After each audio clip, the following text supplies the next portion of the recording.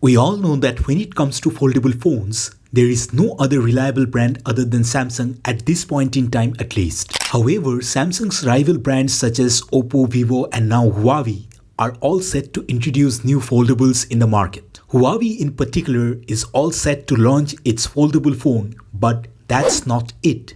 Huawei's Mate X3 will be the first foldable phone in the world to launch with satellite connectivity, and the company has officially confirmed it. Just in case you didn't know, this feature is available on iPhone 14, which lets you send emergency SOS or share location via satellite when you are somewhere without Wi-Fi or mobile coverage. But it isn't available as of now on any Samsung smartphone, let alone foldables. In fact, Huawei has shared a poster of the smartphone's launch, which is due on 23rd March in China, though the phone does not show the Mate X3, but the text written on it when translated suggests that the new foldable will be thinner, lighter and more durable. The company has adopted a new graphene-based heat dissipation tech to reduce the thickness of the smartphone. Other than that, the Mate X3 will come with a traditional inward folding design just like the Z Fold series, and as far as the specifications are concerned, they still remain a mystery. That said, Huawei phones are sold in China,